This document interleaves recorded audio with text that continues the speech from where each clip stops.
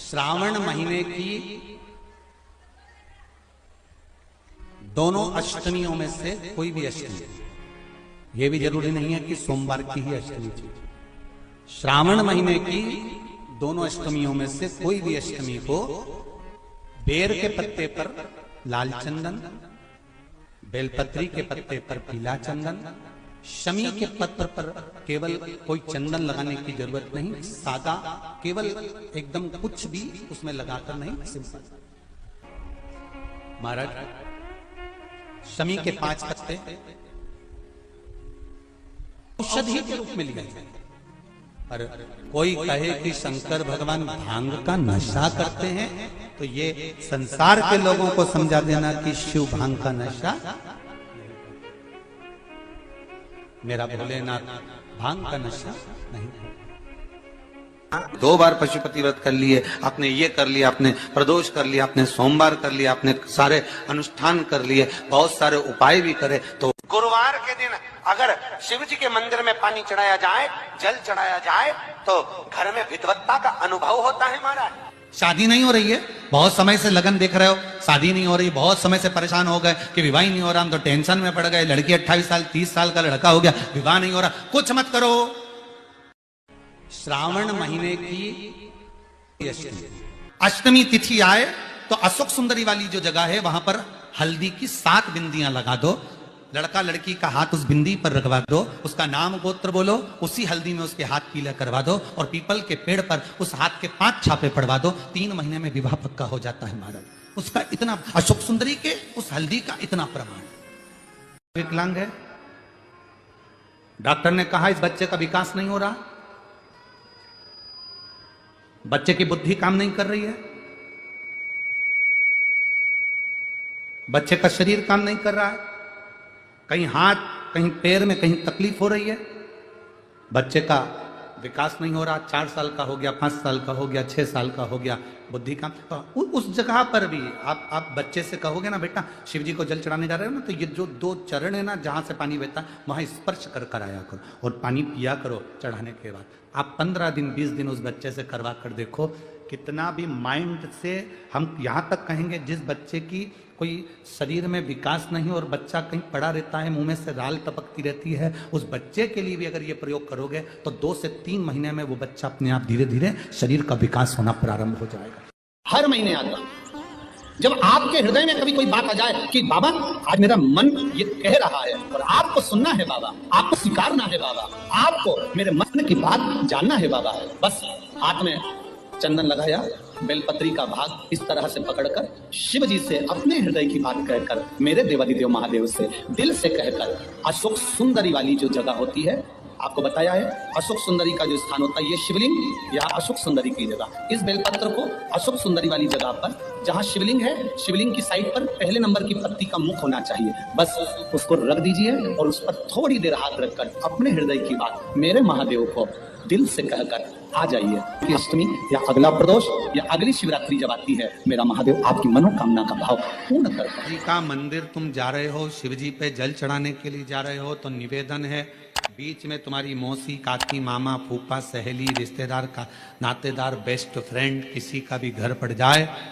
शंकर के मंदिर जाते समय और शंकर के मंदिर से वापस घर आते समय किसी के दरवाजे पर मत रुको, सीधे अपने घर पर ही रुको। भगवान विष्णु ने जाते हुए शिव बाबा को देखा, शंकर भगवान से, भगवान नारायण ने कहा आप कुछ कहेंगे नहीं? भगवान शंकर कहते हैं नारायण चिंता मत करो, ये बद्रिकाश्रम में जो आएगा चने की दाल चढ़ा कर जाएगा, चने की दाल को मंदिर के पीछे बैठकर ओम नमः शिवाय बोलकर जो नारायण को समर्पित करेगा, उसके मनवांचित फल को मैं 3 महीने में पूरा कर दूंगा, उसके मन की कामना को मैं 3 माह में पूर्ण कर दूंगा। आज भी नियम है, चने की दाल को लेकर जाते हैं, बद्रिकाश्रम के मंदिर के पीछे बैठकर चने की दाल को लेकर ओम नमः शिवाय का जाप करते हैं, 7 बार ओम नमः शिवाय बोलकर चने की दाल वापस घूमकर भगवान विष्णु को समर्पित करी जाती है, तो 3 महीने में मनोकामना पूरी हो जाती है। उस चने की दाल का इतना श्रावण महीने में 5 स्थान ऐसे हैं जहाँ का दर्शन आपके जीवन को एक आनंद प्रदान करता है।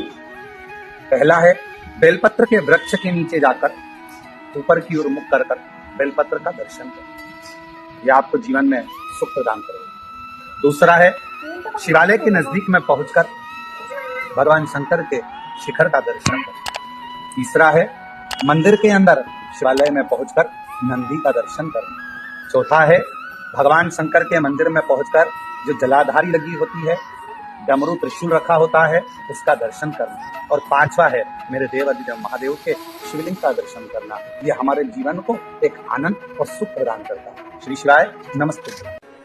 अगर कोई व्यक्ति मंदिर में बेलपत्र चढ़ा हुआ है और बेलपत्र उसने एकत्रित कर लिया मंदिर के अंदर ही, और मंदिर में बेलपत्र एकत्रित कर कर धागा लिया, और उस कच्चे धागे में, उस कच्चे धागे के अंदर अगर उस बेलपत्र की डंडी को पीछे से उसने एक एक साधारण सी गांठ लगाकर उस बेलपत्र की माला को सिद्ध कर लिया, हल्की सी कच्चे सूत की गांठ लगाते लगाते मंदिर की चढ़ी हुई बेलपत्र को, शंकर पर चढ़ी हुई बेलपत्र को, शंकर की चढ़ी हुई बेलपत्र को ही उसने गांठ लगाकर जब माला सिद्ध कर ली, और सिद्ध कर कर अगर वही माला भगवान शंकर को अर्पित कर देती है, तो कहते हैं कि हमारा फिर पुनर्जन्म होता ही नहीं है। इस संसार सागर से हमारी मुक्ति हो ही जाती है, पुनर्जन्म से हम छूट जाते। इस पवित्र महीने में बाबा देव अधिदेव महादेव अपने भक्तों के लिए कुबेर का भंडार खोल देते हैं। ऐसे पवित्र महीने में आप शिव को पाने का प्रयास करें। शिव किसी भौतिक वस्तुओं से प्राप्त नहीं हो सकते। शिव को पाने का सबसे सुंदर तरीका है शिव के मंत्र का जाप करना, भगवान शंकर को जल अर्पित करना, समर्पण करना, और बाबा देव अधिदेव महादेव के मंत्र जाप का स्मरण करना। वही सावन की मूलता है। मेरी जीजियों से, मेरे जीजाओं से, बेटियों से, बेटाओं से मंजिल तक पहुंचने के लिए पांव की जरूरत होती है, और शंकर तक पहुंचने के लिए भाव की जरूरत होती है। मंजिल तक पहुंचना है तो पांव की जरूरत होगी, और शंकर तक पहुंचना है, शिव तक पहुंचना है, शंकर से कुछ प्राप्त करना है, झोली पसार कर अपनी झोलियों में खुशियां प्राप्त करना है, तो भाव की जरूरत होती है, केवल भाव। अब कितने धनपति हैं, कितने करोड़पति, कितने सत्तापति, कितने वैभवपति हैं, कितना आपके पास में वैभव है, कितना धन है, कितनी संपदा है, वो कोई मायना नहीं रखता। आपका भाव कितना है, शंकर जी के प्रति आपका दिल कितना है, भगवान शंकर के प्रति आपका भाव कितना है, वो देखा जाए। और कभी मौका लगे ना तो एक बार सीहोर कुबेरेश्वर धाम रुद्राक्ष महोत्सव में आकर देखिएगा। हीरे की चूड़ियां पहनने वाली मेरी जीजियां, जिनके घर में 10-10 नौकर काम करते हैं, वो भी कुबेरेश्वर धाम में बर्तन मांजने की सेवा करती हैं, आकर सेवा में लगी रहती हैं, भोजन बनाने की सेवा करती हैं। जिनके घर में 10 नौकर लगे हैं, वो कुबेरेश्वर धाम में आकर बाबा की सेवा में लगती हैं। उनसे पूछो कि तुम क्यों सेवा करती हो, उनसे पूछो कि तुम यहाँ आकर क्यों करती हो सेवा, तो वो कहती हैं हम साल में एक बार बाबा के धाम आते हैं और कुबेरेश्वर बाबा के यहाँ आकर सेवा कर कर जाते हैं। साल भर कुबेर भंडारी इतना देता है कि हमारी सेवा के लिए 10 नौकर लाकर खड़ा कर देता है। ये उसकी कृपा, ये उसकी उदारता, ये उसकी दया है। शंकर भगवान ने पूछा कौन सा रूप, तो कि जो मैं बचपन में भजती थी, जो मैं बचपन में भजती थी, जिसको मैंने बचपन में दर्शन किए हैं, छोटा सा शिवलिंग, छोटा सा शिव, ठीक है, छोटा सा शिवलिंग का रूप शंकर भगवान रखने को तैयार है, ठीक है। शिवजी ने पूछा कि मुझे उठाएगा कौन। पार्वती जी मुस्कुरा कर कहती हैं, सुनो भोलेनाथ, आप अगर अपने असली स्वरूप में बैठते हो ना, तो दुनिया का कोई तुम्हें तिल भर नहीं हिला सकता, पर जब तुम छोटे से शिवलिंग के स्वरूप में हो जाते हो, तो कोई बच्चा भी तुम्हें गोदी में ले लेता है, क्योंकि वो आपको भोला मानता है, वो आपको भोला मानता है, वो आपको भोला समझता है, सरल सहज।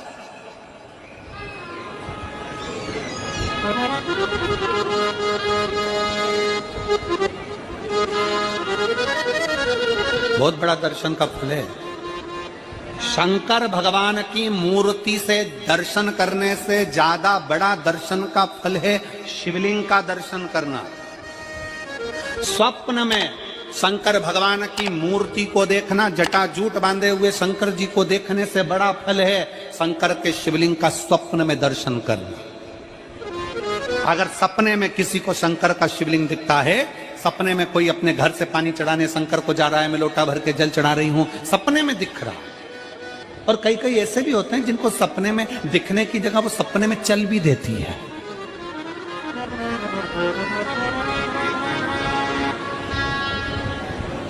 महाराष्ट्र में कथा थी तो वहां एक पत्र आया था, एक भाई ने लिखा था, मेरी पत्नी से मैं बहुत परेशान हो गया हूं। उसका नाम हमें स्मरण में नहीं है, सिरपुर की कथा में वो पत्र था। तो उसने लिखा, मैं अपनी पत्नी से परेशान हो गया हूं। तो उसे हमने एकांत में बुलाकर पूछा, भाई ऐसा क्या हो गया, बता तू क्या हुआ। उसका फोन नंबर था, उसको फोन लगवाया, पूछा क्यों परेशान हो गया। उसने कहा, मेरी पत्नी रात को चिल्लाती है, बोल बम का नारा है बाबा एक साथ।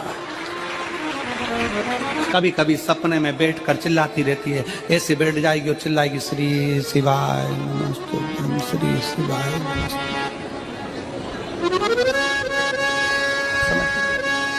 और तो और यहाँ तक तो चल जाता है गुरुजी, पर इससे आगे नहीं चल पाता है।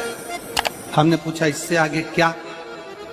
नींद में रसोई घर में जाना चाहिए, बाजू में बोतल रख के सोती है ना पानी पीने की, वही बाटल उठ के मेरे को शंकर जी समझ के उंडेल देती है। दिक्कत आ गई, नजदीक तक यहां तक भी चल जाएगा कि श्री शिवाय नमस्तुभ्यं जप है, और ये भी चल जाएगा कि बोल बम का नारा है और बाबा है, पर ये नहीं चलेगा कि वो पानी की बोतल ठंड में मेरे ऊपर डाल दे उंडेल दी। ये कहां से। हमने कहा तू कल अपनी धर्म पत्नी को लेकर आना। उसकी पत्नी आई, आंखों से उसके नीर बह रहा था, जल, आंखों से जल बह रहा था। जैसे आज गाड़ी चलाकर लेकर आने वाले जो भाई थे, अब कमल जी आपने किसको भेजा था हमें नहीं मालूम, जो गाड़ी चलाकर आज लेकर आए थे हमको लेकर, उनकी आंखों में जल भरा हुआ था। वो कह रहे थे जब पहले गुड़ियारी में कथा थी, सबसे आखिरी में बैठकर कथा सुनी थी, एक विनती करी थी बाबा से कि बाबा बस ये शक्कर देना। दूसरी कथा मैंने रायपुर के पास में जब हुई अमलेश्वर में, तब कथा के मध्य में बीच पंडाल में बीच में बैठकर सुनी थी। फिर वहां भी बाबा से एक विनती करी थी, और आज मेरे बाबा ने ऐसी कृपा कर दी कि आपके नजदीक में बैठकर गाड़ी चलाकर यहाँ तक पहुंचा।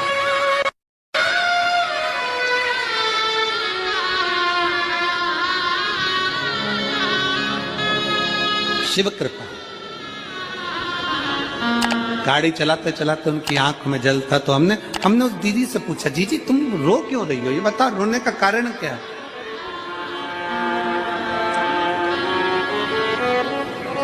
कहने लगी, गुरुजी आपका इतनी नजदीक से दर्शन हो गया। हमने कहा, जीजी एक बात सुन, आज बड़ी प्रसन्नता से कहते हैं कि किसी गुरु का दर्शन जब होता है तो आंखों से नीर बहता है।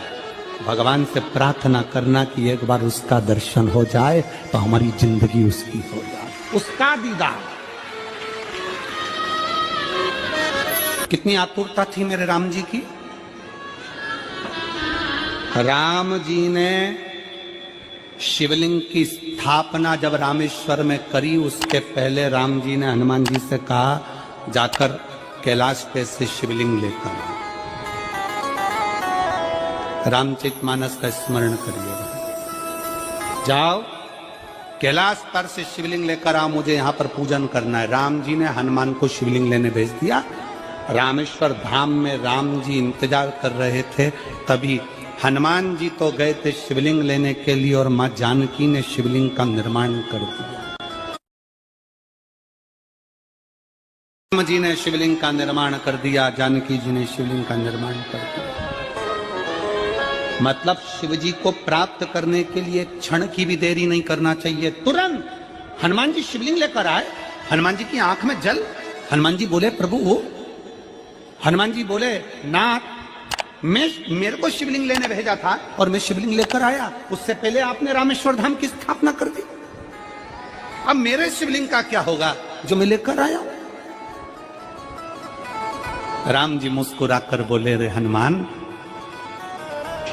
शंकर के शिवलिंग की पूजन में तो देरी करना ही नहीं चाहिए।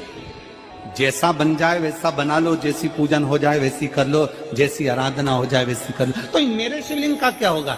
राम जी ने कहा, चिंता मत करो हनुमान, इस शिवलिंग को मैं ले जाकर स्थापित करता हूं। एक शिवलिंग हनुमान जी महाराज का स्थापित करा, एक शिवलिंग सीता जी के हाथ का राम जी ने स्थापित करा। जो सीता जी के हाथ का स्थापित करा वो रामेश्वर शिवलिंग हुआ, और जो हनुमान जी के हाथ का स्थापित किया वो हनुमतेश्वर शिवलिंग हुआ, जो आज भी रामेश्वर में विराजमान।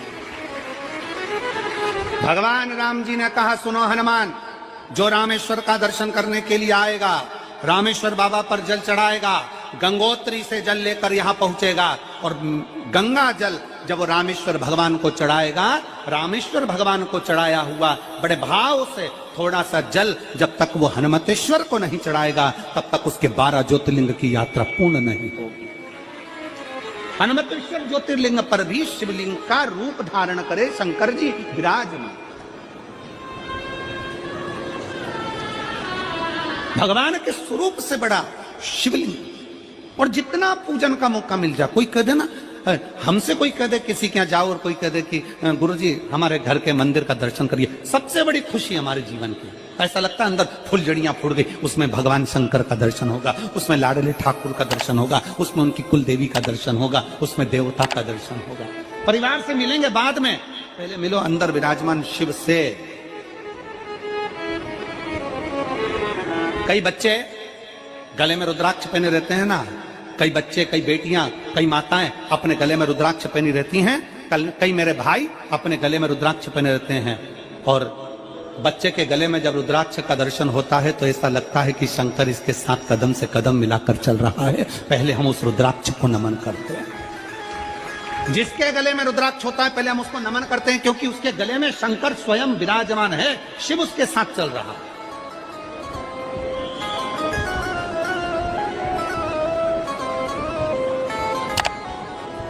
शिव उसकी साक्षी दे रहा है।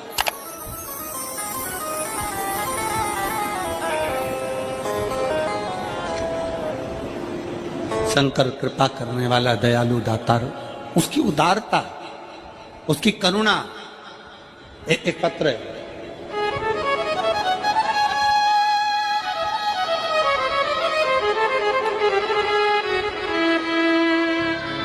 मेरा नाम जानकी देवी, पति श्री बुद्धराम, शिव के अधीन होकर, शिव के अधीन, शिव की शरणागति ग्रहण कर शंकर की, हम शिव के अधीन होकर क्या देगा शिव, क्या प्रदान करेंगे भगवान शंकर? मेरी जीजियों, मेरे जीजाओं, मेरी माताओं, मेरे भाई, मेरी बहनों, मेरी बेटी और बेटाओं, जो ये तुम्हारे पास में आकर कोई टॉफी बांट देता है, तुम्हारे पास आकर कोई पानी बांट देता है, तुम्हारे पास आकर कोई बिस्कुट बांट देता है, बाहर जाते जाते कोई खिचड़ी बांट रहा है, कोई चावल बांट रहा है, कोई सांबर बांट रहा है, कोई पूड़ी बांट रहा है, कोई सब्जी बांट रहा है, उस व्यक्ति का नंबर भी लेकर रखो और पूछना कि 3 महीने में तूने जो रायपुर में किसी का मुंह झूठा कराया था, तेरे को 3 महीने में बाबा ने दुगना चौगना दिया कि नहीं दिया। उससे पूछना कि उसने प्रदान किया कि नहीं किया। वो शिव है, शंकर है। अपना रूप बदल लीजिए, शंकर भगवान अपना रूप बदल लो। शिव जी शिवलिंग की आकृति, पार्वती जी से पूछ रहे मुझे उठाएगा कौन? शंकर भगवान से पार्वती जी कर रही हैं, अगर आप स्वरूप में रहेंगे तो कोई नहीं उठाएगा, पर आप शिवलिंग की आकृति में आ गए तो कोई भी उठा ले।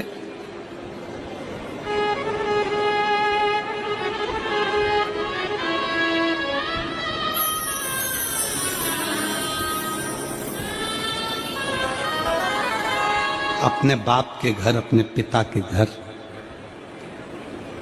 अपने पिता के घर, अपने बाबुल के घर, अपने पिता के घर, अपने बाप के घर जब भी जाते हैं, एक दिल लेकर, एक भाव लेकर जाओ।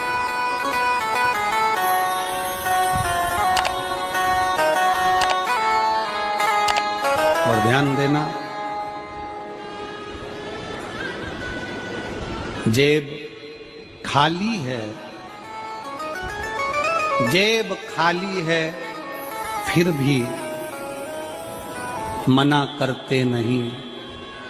जेब खाली है फिर भी मना करते नहीं।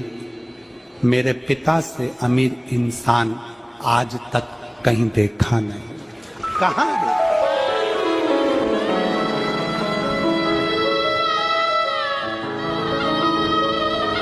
में पानी है, वह धीरे धीरे डॉक्टर बोल रहा है सूख जाएगा, अब डरने का विषय नहीं है। शिव तत्व शंकर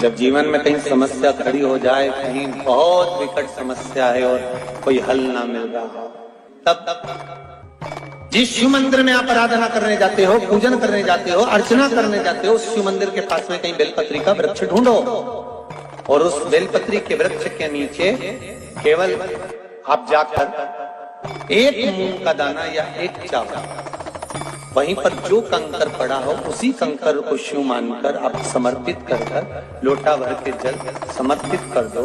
आपको ये नहीं कि माला पकड़ के बैठना, आपको ये नहीं कि मंत्र का जाप करना, आपको ये नहीं है कि आप कोई मंदिर में जाकर बैठ जाओ। आपने जल चढ़ा दिया, शिव से डायरेक्ट जाकर कह दिया कि मेरी ये समस्या बड़ी विकट है, उसको